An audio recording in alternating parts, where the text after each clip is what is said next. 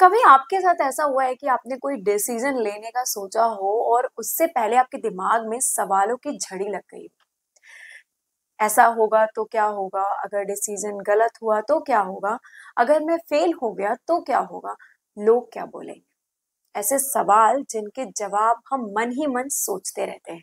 अगर इन सवालों ने आपको भी डिसीजन लेने से रोका है, तो मैं बता दूं आप अकेले नहीं हैं।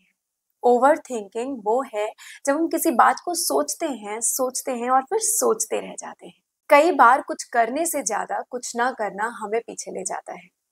अगर आपके जीवन में कभी आपने महसूस किया है कि ओवर थिंकिंग की वजह से आप इतना सोचे कि आपने मौका ही गंवा दिया, तो ये स्टोरी आपके लिए है। एक राहुल नाम का लड़का होता है, इंजीनियरिंग के लास्ट ईयर में उसे बेहतर जॉब का ऑफर मिलता है। उसकी ड्रीम जॉब से कम नहीं होती, लेकिन उस जॉब के ऑफर के बाद उसके दिमाग में सवालों की झड़ी लग जाती है। क्या मैं ये जॉब कर पाऊंगा? क्या मैं इस जॉब के लायक हूँ? अगर मैं इस जॉब को नहीं कर पाया तो लोग क्या कहेंगे? क्या मैं घर से दूर जाकर के इस जॉब को अच्छे से कर पाऊंगा?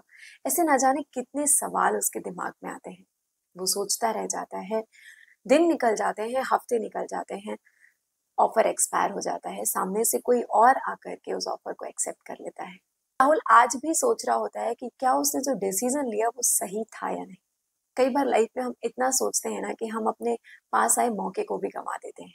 ओवर थिंकिंग का असर केवल हमारे फैसले पे ही नहीं पड़ता है, बल्कि हमारे मेंटल पीस पे पड़ता है, हमारी एनर्जी पे पड़ता है, हमारे कैलिबर को कम कर देता है, हमारे सोचने समझने की क्षमता को भी कम करता है। डिसीजन टेकिंग पावर हमारी कम हो जाती है।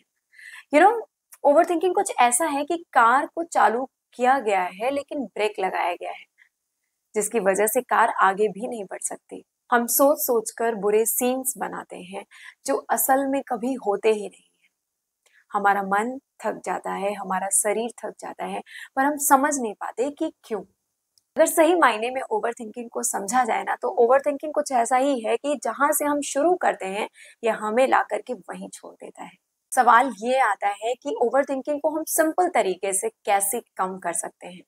तो पहला तो लिखना शुरू करो। अगर आपके दिमाग में कोई थॉट बार बार आता है, आप बहुत ज्यादा सोचते हो किसी चीज को लेकर के, किसी डिसीजन को लेने के बारे में बहुत सोच रहे हो, तो आप उसे लिखो। सेकंड है कि आप खुद के साथ वक्त बिताओ, अपने सोचने का टाइम फिक्स करो, आप एक छोटा सा कदम आगे बढ़ाओ बिना डरे। ज्यादा से ज्यादा क्या होगा, हम सीखेंगे या तो फिर हम आगे बढ़ जाएंगे। यू नो, लाइफ में दो ही चीजें होती है, या तो हम सीखते हैं या फिर हम जीत जाते हैं। तो बिना डरे, बिना झिझक के एक छोटा सा कदम आगे बढ़ाओ, बिना परफेक्शन के शुरू करो। यार देखो, सोचना उतना ही है जिससे हमारी प्रॉब्लम सॉल्व हो, ना कि प्रॉब्लम बढ़ जाए। तो सोचना है लेकिन सही तरीके से।